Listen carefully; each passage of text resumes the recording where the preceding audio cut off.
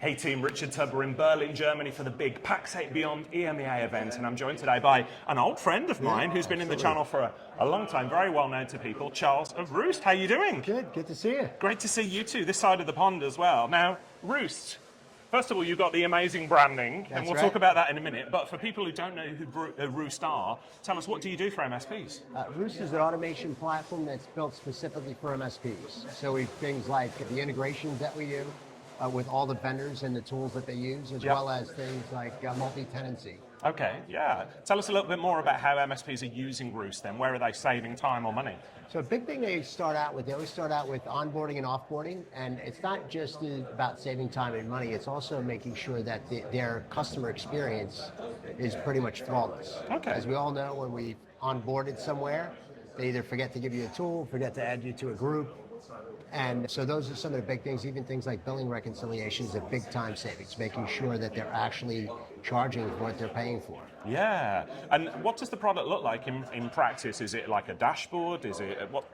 Yeah, it's a dashboard. It has a really cool interface where it's kind of drag and drop integrations. Okay. And based on the APIs and the partners that we integrate with, it's endless what you could do with it. Yeah, so I'm really intrigued. We're here at Pax8 Beyond EMEA, a lot of talk, obviously, about AI, artificial intelligence. But actually, I think there's a step before AI, isn't there? And it's all about automation. And I think that's the big trick that MSPs are missing out on at the moment, the automation of things. So tell us a little bit more about the sort of things you talked about, offboarding, onboarding. What else could Rewst be used for?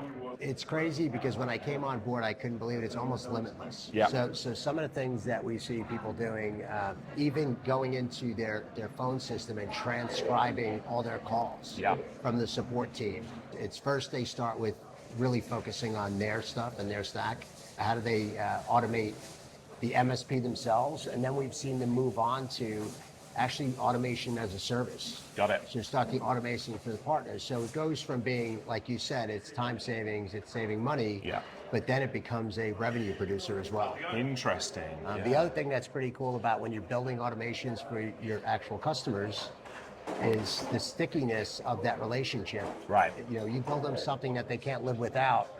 They can't just go to the MSP down the street. Yeah, and you and I have worked in this industry a long time, and that word stickiness, super important for everything Charles just said. Like if a client you're working with, you don't want to put them in handcuffs, but at the same token, you want them to go, well, we're not going to shop around on price because we're getting so much value from where we are, and it's a huge upheaval to go elsewhere. So yeah, the relationship with Pax8, obviously we're here at Pax8 Beyond, you're part of the Pax8 marketplace as well. So what does that relationship look like? Yeah, Pax8's been great with us. We launched with them at Beyond last year in Denver. Yeah. We were the first ones on a new platform. Nice. And frankly, we jumped the line with integration because we use Rewst to integrate with Pax8. Well, it's not cheating. So it's not cheating a little bit if it's your own product.